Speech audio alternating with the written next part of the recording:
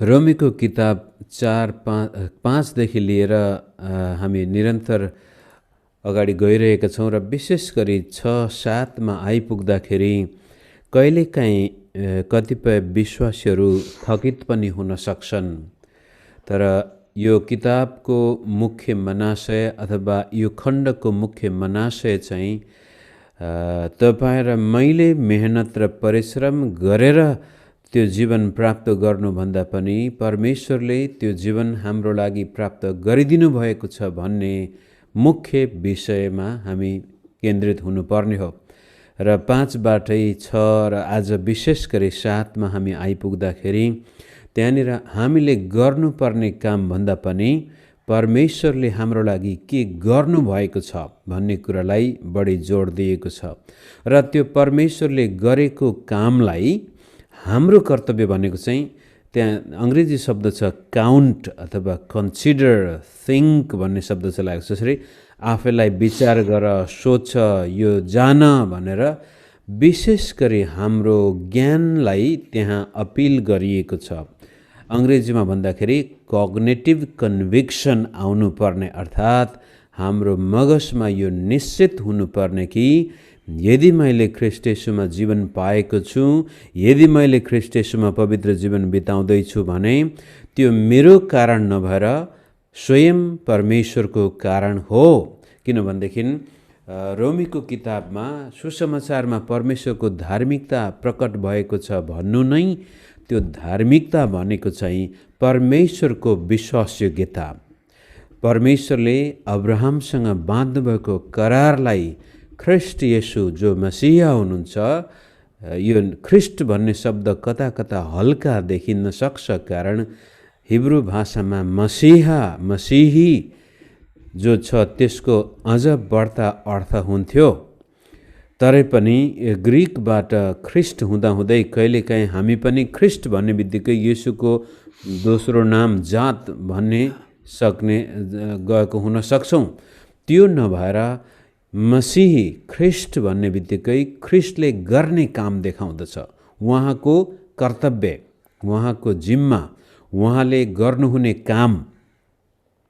अनि त्यो मसीहीमा परमेश्वरको धार्मिकता प्रकट भएको छ। त्यो धार्मिकता भनेको नै पापी मानिसलाई परमेश्वरले अब्राहमको सन्तानबाट मुक्ति दिने योजना ख्रीष्टमा पुरा भएको छ। अनि त्यो कुरा तपाईँ र म जसले आज ख्रीष्ट येशूलाई विश्वास गरेका छौँ त्यसलाई चाहिँ निसङ्कोच स्वीकार गर्नु परेको छ। त्यसमा शङ्का हुनु भएन। परमेश्वरले मेरो लागि यो गर्नुभएको छ भन्ने कुरालाई सहर्ष स्वीकार गर्नुपर्ने, विचार गर्नुपर्ने, जान्नुपर्ने। त क्रिस्चियन विश्वास भावनामा मात्र होइन, क्रिस्चियन विश्वास चाहिँ सोचमा, चेतनामा असर गर्नुपर्ने विश्वास हो। भावना तपाईँ र मेरो तलमाथि भइ नै राख्छ। कहिलेकाहीँ हामी एकदमै अशुद्ध, अपवित्र, नरकको किरो जस्तै लाग्न सक्छ। कहिलेकाहीँ अति नै स्वधर्मी, स्वर्ग नै पुगेको, तेस्रो, चौथो, सातौँ स्वर्ग पुगेर आएको जस्तो पनि लाग्न सक्छ। त्यो चाहिँ भावनाको कुरो हो। तर चेतनाको कुरो चाहिँ चाहे तपाईँ र मैले आफूलाई नरकको किरो सम्झे पनि, स्वर्गको स्वर्गदूतै सम्झे पनि, यथार्थ कुरो चाहिँ जे भएको छ मेरो जीवनमा त्यसको पछाडिपट्टि परमेश्वरको हात हो, परमेश्वरले गर्नुभएको छ। त्यो कुरो हामीले बिर्सनु हुँदैन। नत्र रोमी 5, 6, 7 पढ्दाखेरि, 8 पढ्दाखेरि पनि हामी आफैलाई केन्द्रित बनाइरहेछौँ, आफ्ना कर्तव्यलाई हामीले केन्द्रित बनाइरहेछौँ, आफ्ना सफलता या असफलतालाई केन्द्रित बनाछौँ भने या त हामीमा नैराश्य आउँछ या स्वधर्मीपन आउँदछ, जसले दुवैतर्फबाट हाम्रो हानि गर्दछ। त्यसको सट्टामा ख्रीष्ट केन्द्रित, क्रुस केन्द्रित, परमेश्वरको प्रतिज्ञा अथवा करार केन्द्रित यो खण्ड हो। यसलाई हामीले बिर्सनु हुँदैन। पावलले यी अध्यायहरू लेख्दै गर्दाखेरि उनको मगजमा, उनको मस्तिष्कमा आदम छ, त्यसपछि अब्राहम छ, त्यसपछि दाउदका भजनहरू छन्, एसैया, यर्मिया, इजिकियल अगमवक्ताहरू छन्, दानियल अगमवक्ता छन् र साना सबै अगमवक्ताहरू उनको मगजमा छन्। र ती सबै धर्मशास्त्रले आउनेवाला मसीहको बारेमा गरेको बयानलाई जब उनले क्रुसलाई हेरे अथवा ख्रिस्टलाई चिने, त्यो क्रुसमा ख्रिस्ट येशूद्वारा पुरा भएको देखेपछि अब त्यो मसीहीले दिने जीवनको बारेमा बयान गर्नको लागि उनले यो किताब लेखेको हो। त्यसै कारण मित्र, बाइबल पढ्दाखेरि कहिलेकाहीँ हामी आफू केन्द्रित भइदिएको कारण कि त हामी स्वधर्मी हुन्छौँ, म त कति पवित्र रहेछु, सबै नरक जाने, म मात्र स्वर्ग जाने भन् ठान्छौँ, या त म मात्रै नरक जाने, सबै अरू स्वर्ग जाने भनेर आफू केन्द्रित होइन बाइबलीय धर्मशास्त्र। यो परमेश्वर केन्द्रित, क्रुस केन्द्रित हो। जब कग्नेटिभ लेभलमा के भन्छ, चेतनामा हामीमा त्यो आउँछ, त्यसपछि चेतनामा आएको कन्भिक्सनले हाम्रो भावनालाई पनि असर गर्छ। जब हाम्रो भावना चेतनाको मुनि जान्छ, त्यसपछि हाम्रा व्यवहारहरू अथवा शरीर पनि परमेश्वरको आत्माको बसमा जान्छ र हामी साँच्चै नै पवित्र जीवन बिताउन सक्छौँ। र त्यो पवित्र जीवन आनन्द छ, माया छ, रहर लाग्दो छ र त्यसपछि त्यस जीवनभित्र ख्रिस्टको चरित्र लुकेको हुन्छ र बाहिर पनि ख्रिस्टकै चरित्र झल्केको हुन्छ। नत्र आफू केन्द्रित भएर हामीले पढ्यौँ भनेदेखि, मैले फेरि दोहोऱ्याउँछु, मैले धेरै पटक यस्ता विश्वासी अगुवा पास्टर मित्रहरूसँग सम्बन्ध गाँच्ने मौका पाएको छु जो साह्रै स्वधर्मी, छुनै नसक्ने, उहाँहरू त अति नै पवित्र, अथवा कतिपय यस्ता विश्वासी जति सम्झाउँदा पनि आफू केन्द्रित मात्रै भएको कारण परमेश्वरले गर्नुभएको महान मुक्तिको कामबाट पनि हात धुने खतरामा छन्, आफू केन्द्रित भएको कारण। त यो अध्यायहरू पढ्दै गर्दाखेरि तपाईँ नथाक्नुहोस्, बरु प्रभुलाई धन्यवाद दिनुहोस्। सायद तपाईँ जीवनमा कुनै पापसँग सङ्घर्ष गर्दै हुनुहुन्छ होला, सायद घरिघरि तपाईँ त्यही पापमा लडीबडी गर्दै गर्नुभएको छ भने पनि हामी निराश हुनु हुँदैन। केही न केही योजना छ। कहिलेकाहीँ के लाग्न सक्छ, म के भन्छु भने, यदि तपाईँ र मैले ख्रिस्टले गर्नुभएको महान कामलाई बुझेका छौँ र त्यसपछि ख्रिस्ट केन्द्रित जीवन बिताउन चाहन्छौँ, ख्रिस्टको चरित्र धारण गर्न चाहन्छौँ भने त्यो चाहना पुरा गर्नको लागि परमेश्वरले कहिलेकाहीँ तपाईँ र मलाई यस्ता पापमा पर्न दिनुहुन्छ जुन पापले त्यसपछि हामीलाई अझ बढ्ता गरी क्रुसतिर धकेल्छ, लखेट्छ भनौँ। हामी हतार सास रोकेरै भए पनि क्रुसमा हामी शरण लिन पुग्दछौँ। त्यो नै हो वास्तविक ख्रिस्ट येशूको चरित्र धारण गर्ने एउटा माध्यम। नत्र भनेदेखि तपाईँ र म आफू केन्द्रित भयौँ र आफ्नै धार्मिकतालाई हेर्न थाल्यौँ अथवा आफ्नै पापलाई हेर्न थाल्यौँ भनेदेखि हामी निराश भएर अथवा अहङ्कारी भएर क्रुसबाट अलग पनि हुने सम्भावना हुन्छ। आज हामी 7 अध्यायमा जानेछौँ। 7 अध्याय धेरै महत्त्वपूर्ण अध्याय हो र यो धेरै विवादित अध्यायहरूमा पनि आउँदछ र बाइबलका कमेन्ट्री के भन्छ, टिप्पणीकारहरूले धेरै नै लेखेको अध्यायहरूमा पनि यो आउँछ र विमति पनि छ यसको।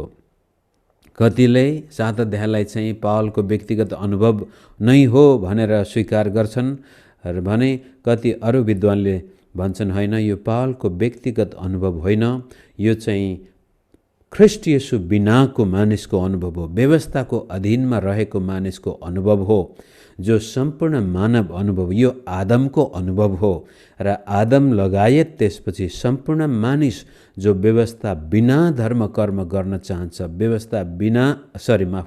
व्यवस्था मुनि धर्म कर्म गर्न चाहन्छ, अनुग्रह बिना नै, ख्रिस्ट येशू बिना नै, मसीहीले गर्ने काम बिना नै आफै धर्म कर्म गर्न चाहने मानिसको अनुभव हो भन्ने एकातिर छन् भने होइन, यो त क्रिस्चियन अनुभव हो, पावलको व्यक्तिगत अनुभव हो भन्नेहरू अर्कोतिर पनि छन्।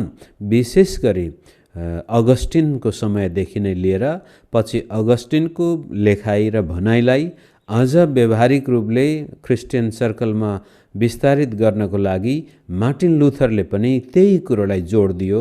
कारण अगस्टिन पनि आफ्ना पापसँग सङ्घर्ष गरिरहेका विद्वान थिए। मार्टिन लुथर पनि कता कता आफ्नो त्यो दोषी विवेकसँग सङ्घर्ष गरिरहेका व्यक्ति थिए। अनि त्यसपछि बल्ल उनीहरूले ख्रिस्ट येशूमा पाउने मुक्तिलाई हेरेपछि आफ्नो दोषी विवेकबाट मुक्ति पाएका थिए। अनि त्यसपछि रोमी 7 अध्याय पढ्दाखेरि दुवै विद्वानले भने यो चाहिँ पक्कै पनि पावलकै अनुभव हुनुपर्छ। अनि लामो समयसम्म मण्डलीमा यो पावलकै अनुभव भनेर हामी पनि विश्वास गर्दै आएका थियौँ। तापनि त्यसलाई नजिकबाट हेर्ने विद्वानहरूले र त्यति बेलाको यहुदी संस्कार, यहुदी विश्वास, शिक्षा प्रणाली, बाइबल उल्था गर्ने विधि अध्ययन गर्दै र पावललाई पनि नजिकबाट हामीले हेऱ्यौँ भनेदेखि त पक्कै पनि यो पावलको व्यवस्था मुनि हुँदाखेरि पनि पावलको यस्तो विचार थिएन। कारण गलातीमा र फिलिप्पीमा पावलले बडो स्पष्टसँग भन्नुहुन्छ कि त्यति बेलामा ख्रिस्टलाई चिन्नु अगाडि व्यवस्थामा उनी निर्दोष हृदयका सारा यहुदीहरूको पनि यहुदी, फरिसीको पनि फरिसी, व्यवस्थाको हिसाबले त निष्खोट निष्कलङ्कमा थिए भनेर उनले आफ्नो विवेकलाई एकदमै पाप र दोषले भरिएको भेट्टाउनु भएको छैन। त्यसै कारण रोमी 7 मा आएर उनले आफ्नो व्यक्तिगत अनुभव व्यक्त गर्नुभन्दा पनि सामूहिक अनुभवलाई आफूमा केन्द्रित बनाएर म भन्ने शब्द प्रयोग गरेको हो भन्ने विद्वानहरू आज बढी देखा परेका छन्। कारण उनीहरूको अनुसन्धानबाट र बाइबल उल्था गर्दाखेरि चलाइनुपर्ने सबै वैज्ञानिक विधिहरू चलाउँदाखेरि यो स्पष्टै हुन्छ कि पावलले यहाँनिर उनको आफ्नो अनुभव नभएर आदमको अनुभव र त्यसपछि आदमका सन्तानको अनुभव र व्यवस्थाद्वारा धर्मी ठहराउन खोज्नेहरूको अनुभवलाई म भनेर प्रस्तुत गर्नुभएको कुरो नै हो भनेर अरू थुप्रै महत्त्वपूर्ण विद्वानहरूले प्रस्तुत गर्दै आएका छन्। त्यसै कारण हामीले पनि यो अध्ययन गर्दाखेरि मानिलिउँ यो पावलकै व्यक्तिगत अनुभव नै हो भने पनि यो अनुग्रहमा अथवा क्रिस्चियन अनुभव नभएर ख्रिस्ट येशू बाहिरको अनुभव हो। कारण ख्रिस्ट येशूमा आइसकेपछि हामी त्यस्तो प्रकारको द्वन्द्वात्मक स्थितिमा बाँच्नु आवश्यक छैन, बाँच्नु नै पर्दैन। मैले हिजोको खण्डमा नै भनेको थिएँ, यदि तपाईँ र मेरो यौन जीवन पवित्र छ, विवाह ठिक छ, त विशेष गरी वैवाहिक जीवनमा हामी सफल छौँ भने यौन अपवित्रताको त्यहाँ सम्भावना हुँदैन। त्यसपछि परमेश्वरमा हामी विश्वासद्वारा जिउँदैछौँ भने रुपियाँ पैसाको लोभ लालचमा पनि हामी फस्दैनौँ। भ्रष्टाचार, झुट, ठगठाग आउँदैन। त्यसपछि त्यसको आवश्यकतै पर्दैन। कारण परमेश्वरले हाम्रा आवश्यकता बडो गजबले पुरा गर्नुहुन्छ। र त्यसपछि मानिससँगको सम्बन्ध ख्रिस्ट येशूमा हामी क्रुसमा मरिसकेको कारण मानिसले हामीलाई आदर गरोस् नगरोस्, हाम्रो खेदो गरोस्, हाम्रो सहायता गरोस्, त्यसको खासै मानेर आउँदैन। तर हामी चाहिँ परमेश्वरलाई जस्तै हामी छिमेकीलाई पनि प्रेम गर्ने भएको कारण अब हामी मानिससँग दुश्मनी, तितोपना हामीमा आउँदैन। यी 3 क्षेत्रमा हामी सफल भयौँ भनेदेखि क्रिस्चियन जीवन साह्रै रहर लाग्दो, एकदमै त्यो पापमा जक्डिएर बसेको जस्तो रोमी 7 अध्यायले देखाएको छ, त्यो क्रिस्चियन अनुभव होइन। त्यो ख्रिस्ट येशू बाहिरको अनुभव हो, अनुग्रह बाहिरको अनुभव हो। र हामीले हेरेका थियौँ कि यदि कोही क्रिस्चियन यस्तो पापको दलदले हिलोमा फसेको छ र ऊ निस्किन चाहन्छ, पश्चाताप गर्छ, ऊ दोषी भावनाले बसेको छ भने अब उसलाई क्षमा भन्दा पनि चङ्गाइको आवश्यकता छ। पापको ज्याला मृत्यु हो, पापले ज्याला लिन्छ। यदि कुनै क्रिस्चियनले लामो समयसम्म कुनै पापमा फसेको थियो, अब ऊ दुर्व्यसनी जस्तै भइसक्यो, एडिक्टेड भइसक्यो, त्यहाँबाट निस्कनको लागि अब उसले मूल्य चुकाउनु पर्ने हुन्छ। जस्तै लाज शरम हुन्छ होला, त्यो लाजलाई बाहिर मानिसको सामनेमा स्वीकार गर्नुपर्ने हुन्छ। याकुबको किताबले त्यसै भन्छ, एकले अर्कासँग आफ्ना पाप स्वीकार गरेको खण्डमा तिमीहरू चङ्गाई हुनेछौ। त कोही क्रिस्चियन रोमी 7 अध्याय पढ्दाखेरि यस्तै रहेछ, पावल पनि यस्तै रहेछ, ममा पनि यस्तै छ, ठिकै छ भनेर बस्नु त्यो बुद्धिमानी होइन। सायद पावलले भनेको कुरो हामीले नबुझेको पनि हुन सक्छौँ। र कोही व्यक्ति त्यो म जे गर्न चाहदिनँ त्यही गर्छु, जे गर्न चाहन्थे त्यो गर्दिनँ भन्ने अवस्थामा चित्त बुझाएर बस्नु भएको छ भनेदेखि सायद तपाईँले जीवनमा कहिले पनि ख्रीष्ट येशूले दिने स्वतन्त्रता अनुभव गर्नुहुने छैन। त्यसको लागि हिजो अस्ति जुन पापले तपाईँ र मेरो जीवनमा ज्याला खोजेको छ त्यसलाई चुकाउनुपर्छ। लाज शरम पछारै भए पनि अरूसँग गएर सहायता माग्नुपर्ने हुन्छ। म यस्तो बन्धनमा परेको छु, मेरो लागि प्रार्थना गरिदिनुहोस् भन्दाखेरि जब पाप गोप्य रूपमा हुन्छ त्यसको शक्ति बढी हुन्छ। तर जब त्यसलाई उज्यालोमा ल्याएर एक अर्कासँग आफ्ना पाप हामी स्वीकार गर्छौँ, क्षमा लिने दिने कुरा गर्छौँ भने त्यो पापको शक्तिबाट ख्रिस्टियन मुक्त हुन्छ र पवित्र आत्माले दिने स्वतन्त्रता उसमा आउँछ। ऊ साँच्चै रमाइलो जीवन बिताउन सक्छ। त्यसै कारण मित्रहरू, 7 अध्यायमा जानुभन्दा पहिला यी प्रिलिमिनरी थिङ्स के भन्छ, आधारभूत कुराहरू तपाईँको सामनेमा राख्न मन लागेको छ। नत्र धेरै पटक हामीलाई चाहिँ बाहना हुन्छ। ठिकै छ, पावल पनि यस्तै छ, पावलको नयाँ नियमले नै यसै भनेको छ, हामी यस्तै द्वन्द्वैछौँ।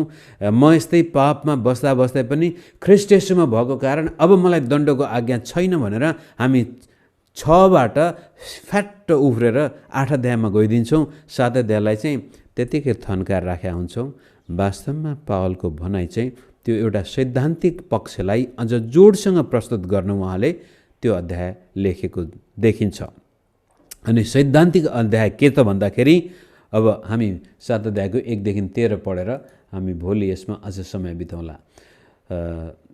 सैद्धान्तिक विचार के भनेदेखि हामी व्यवस्थाबाट स्वतन्त्र भएका छौँ र संसारबाट पनि स्वतन्त्र भएका छौँ, पापबाट पनि स्वतन्त्र भएका छौँ, मृत्युबाट पनि स्वतन्त्र भएका छौँ। यी सबै हुनुको पछाडिपट्टि गलाती 2 अध्याय, गलाती 5 अध्याय, गलाती 6 अध्यायमा पनि त्यो कुरो उहाँले उल्लेख छ कि क्रुसमै म मरेको कारण अब म संसारको लागि पनि मरिसकेँ, पापको लागि पनि मरिसकेँ, व्यवस्थाको लागि पनि मरिसकेँ, यहाँसम्मै मृत्युको लागि पनि म मरिसकेँ। अब त ममा ख्रीष्ट येशू जिउनुहुन्छ।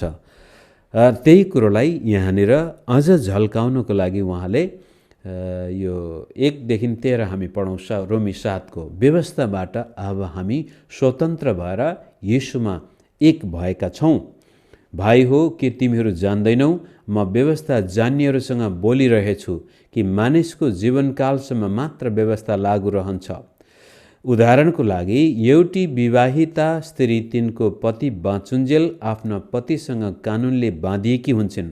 तर यदि तिनको पति मर्यो भने पति सम्बन्धको कानुनबाट तिनी मुक्त हुन्छे।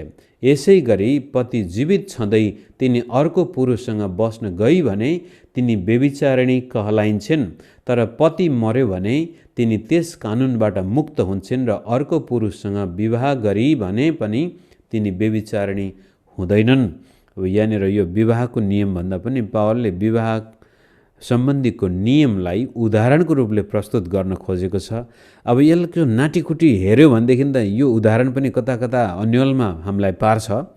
तापनि त्यति बेलाको यहुदी पारपाचुकेको नियमलाई लिएर उनले भन्छन् जसरी एउटा स्त्री श्रीमान बाँचुन्जेलसम्म वैवाहिक कानुनको मुनि छ, त्यसै गरी नै तिमीहरू पनि क्रुसमा नमरुन्जेलसम्म त्यो पाप र व्यवस्थाको मुनि थियो।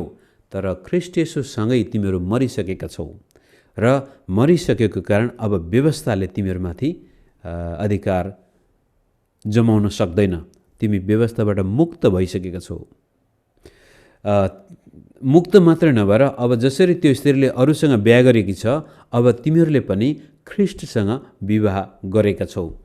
अनि यो रोमीको 7 अध्याय पढ्दाखेरि 6, 7, 8मै पढ्दाखेरि पनि नेपालीमा त्यो उल्था गर्दा त्यसको अर्थ स्पष्ट रूपले आउँदैन।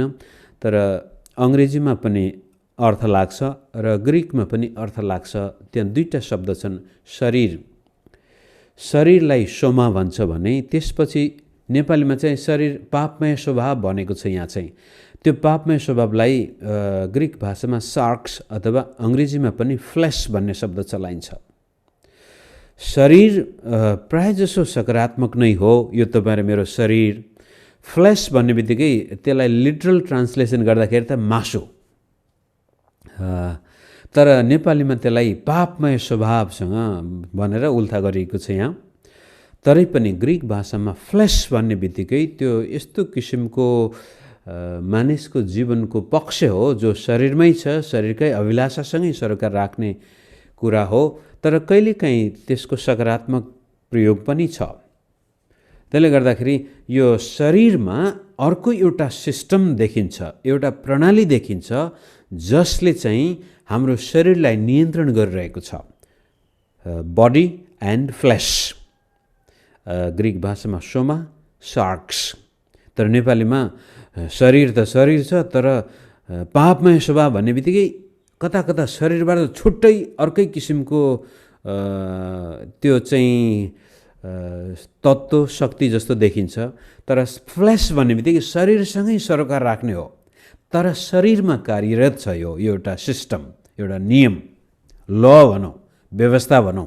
त्यसकारण जब पावलले व्यवस्था भन्दाखेरि पनि मूसाले दिएको व्यवस्था मात्रै नभएर यो प्राकृतिक ल पनि त्यहाँ लागू हुनसक्छ।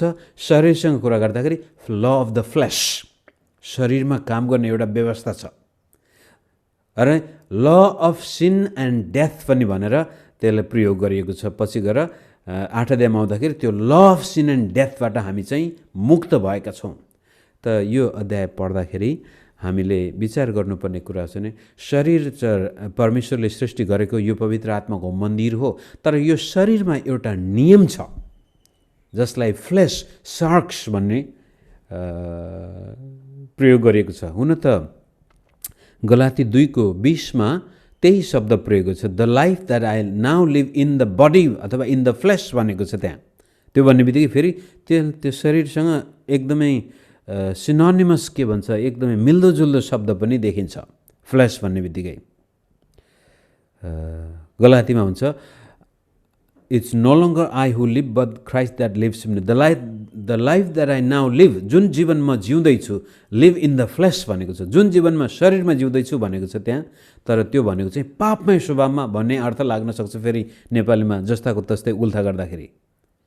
त भन्न खोजेको कुरो हाम्रो शरीर असल चिज हो, तर यसमा एउटा नियम छ, पापमय नियम। अनि त्यो नियमबाट पनि हामी मुक्त भएका छौँ भन्न खोजिएको छ। मूसाको व्यवस्था मात्र नभएर हाम्रो शरीरमा पापमय नियम छ, पाप र मृत्युको नियम छ, र त्यो नियमबाट पनि हामी मुक्त भएको कुरो उहाँले उल्लेख गर्नुहुन्छ। त्यसपछि 4 पदबाट, यसरी मेरा भाइ हो, तिमीहरू पनि ख्रीष्टको शरीरद्वारा व्यवस्थाको लेखी मरेका छौ, ताकि तिमीहरू अर्को मानिस अर्थात् मृत्युबाट जीवित हुनुभएका ख्रीष्टसँग एक हौ। यो एक हौ भन्ने शब्द फेरि वान फ्लेस।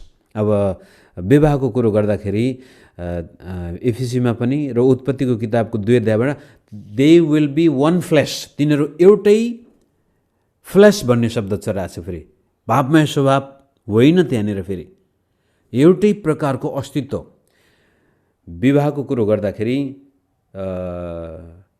विधवा भइसकेपछि अब स्वतन्त्र भयो त्यो विवाहको नियमबाट। अब ख्रीष्ट येशूमा हामी फेरि विवाह भयौँ, एक भयौँ।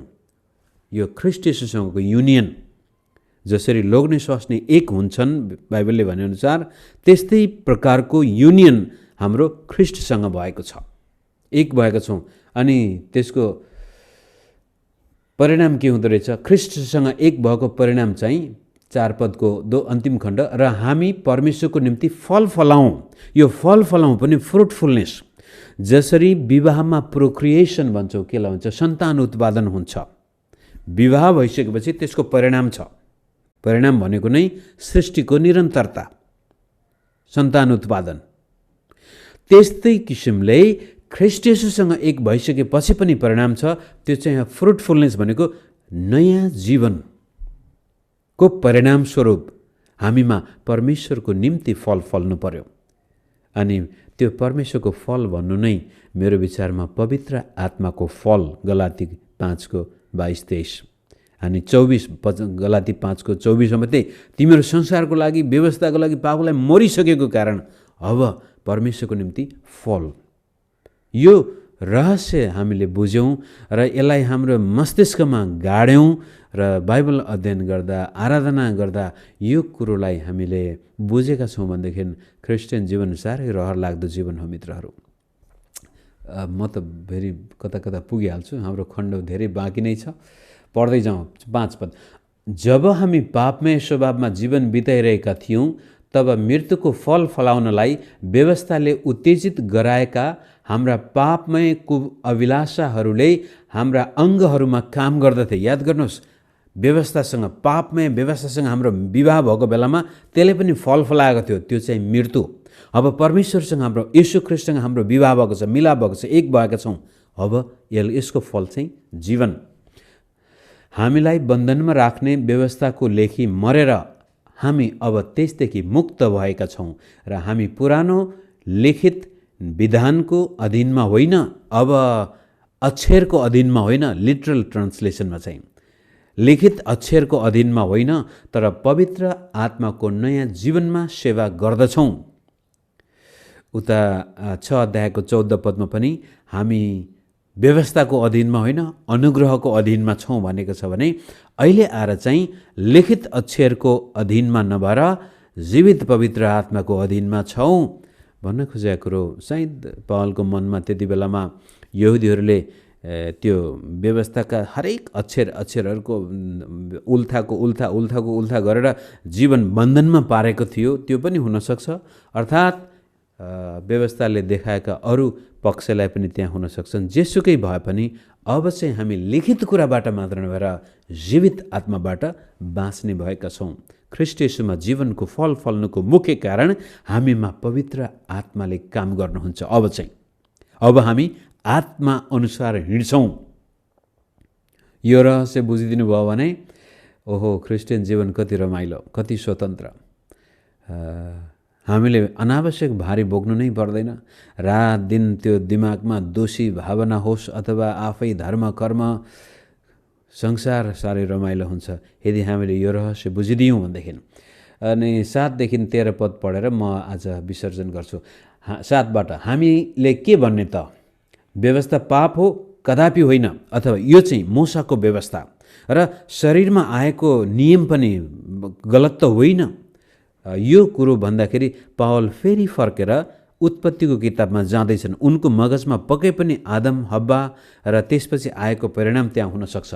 कदापि होइन। यदि व्यवस्था नभए मैले पाप थाहा पाउने थिइनँ, किनकि तैँले लोभ नगर भनी व्यवस्थाले नभनेको भए लोभ गर्नु के हो सो थाहा पाउने थिइनँ। तर पापले आज्ञामा मौका पाएर ममा सबै किसिमका लोभ उत्पन्न गरायो। व्यवस्था बिना त पाप मुर्दा तुल्य हो। व्यवस्था बिना रहँदा एकपल्ट म जीवित थिएँ, तर आज्ञा आएपछि पाप जागी उठ्यो र म चाहिँ मरेँ। अब यो म भन्दैछ पावलले। यो म चाहिँ पावलको व्यक्तिगत अनुभव नभएर यो आदमको अनुभव हुनुपर्छ। आदम एकपल्ट व्यवस्था बिना बाँचेको थियो, तर जब परमेश्वरले भन्नुभयो आदम तैँले यो फलको रुख, यो रुखको फल चाहिँ नखानु भन्ने बित्तिकै त्यसपछि विभिन्न प्रकारका ती भावनाहरू जागेर आए र व्यवस्थासँग समस्या थिएन, व्यवस्था पाप थिएन, परमेश्वरको आज्ञा नराम्रो थिएन, तर पापले मौका पायो त्यसपछि र त्यो आज्ञालाई प्रयोग गरेर आदममा पाप उत्पन्न गरायो, जसले उसमा मृत्यु ल्यायो। त्यो कुरोलाई व्यक्त गर्न पावलले म भनेर आदमको अनुभवदेखि लिएर इजरायलको अनुभव र सम्पूर्ण मानवको अनुभवलाई प्रतिनिधिको रूपमा आफैलाई म भन्ने भाषा प्रयोग गर्दैछ। 10 जीवनको प्रतिज्ञा दिने त्यही आज्ञाले मेरो निम्ति मृत्यु ल्यायो। अब प्रभुले त जीवनको आज्ञा दिनुभएको हो, सारा फल खानु, यो मात्र नखानु, जुन दिन तिमी खानेछौ मर्नेछौ भनेको थियो। यसको मतलब मृत्युबाट अलग गरेर जीवनको बाटो दिनुको लागि त्यो व्यवस्था आएको थियो, त्यो नियम आएको थियो, त्यो आज्ञा आएको थियो। तर पापले त्यसको फाइदा उठाएर मानिसमा विभिन्न प्रकारका ती भावनाहरू उत्पन्न गर्यो, जसले मृत्यु ल्यायो। किनकि पापले आज्ञाद्वारा मौका पाएर मलाई छल्यो, आदमलाई अथवा हब्बालाई छल्यो र त्यसै गरेद्वारा मलाई मार्यो। व्यवस्था पवित्र र आज्ञा पवित्र, न्यायसङ्गत र असल छ। व्यवस्थामा समस्या होइन, समस्या पाप, त्यो flesh, law of scene and death त्यसपछि काम सुरु गर्नु थाल्यो। 13 पद त के जो असल छ त्यसले मेरो निम्ति मृत्यु ल्याए त? कदापि होइन। तर पाप चाहिँ पापैको रूपमा देखियोस् भनेर असल कुराद्वारा पापले ममा मृत्यु उत्पन्न गराइरहेछ, ताकि आज्ञाद्वारा पाप सम्पूर्ण रूपले पापमय बनोस्। अर्थात् अन्तिम निष्कर्षमा यो पापले मलाई मार्न खोज्यो, मानिसलाई मार्न खोज्यो, तर त्यसपछि व्यवस्था आयो। त्यो व्यवस्थाले यो पाप कति पापी छ भनेर देखाउनको लागि पूर्ण रूपले त्यसको मुकुण्डो उतारिदियो। व्यवस्थाले पापको मुकुण्डो उतार्यो र जसरी पाप पूर्ण रूपले पापमय होस् भनिएको छ, अब पावलले त्यो शब्द त प्रयोग गरेको छैन त्यहाँ, हामी भन्न सक्छौँ त्यसकारण अब ख्रिस्ट पूर्ण रूपले ख्रिस्ट होस्, अर्थात् अनुग्रह पूर्ण रूपले अनुग्रह होस्। जसरी पाप पूर्ण रूपले पाप होस् भनिएको छ, अब अनुग्रह पूर्ण रूपले अनुग्रह होस्, किनभने रोमीको किताब वास्तवमा अनुग्रहको बयान हो। परमेश्वरले हामीलाई यति धेरै प्रेम गर्नुभयो कि उहाँले आफ्नो एकमात्र पुत्रलाई दिनुभयो। त यदि हामी ख्रिस्ट येशूमा बाँचेका छौँ, प्रभुलाई विश्वास गरेका छौँ, हामीमा विभिन्न प्रकारका कमी कमजोरीको उपस्थिति हुँदाहुँदै पनि हामी ख्रिस्ट येशूमा विश्वास गर्दैछौँ, दिनदिनै पश्चाताप गरेर पवित्र जीवनको लागि प्रयास गर्दैछौँ भनेदेखि त्यो पनि पवित्र आत्माकै हामीमा हुने काम हो। पवित्र आत्माले हामीलाई छोड्नु भएको छैन। त्यसकारण आशा छ र त्यो आशालाई पूर्ण रूपले अनुभव गर्नको लागि अब हामी आफू केन्द्रित होइन, ख्रिस्ट केन्द्रित जीवन बिताउनु पर्यो। यदि भन्दै म आजको खण्डलाई यहीँ राख्छु। आउनुहोस् हामी छोटो प्रार्थना गरेर फेसबुकबाट बिदा हुनेछौँ।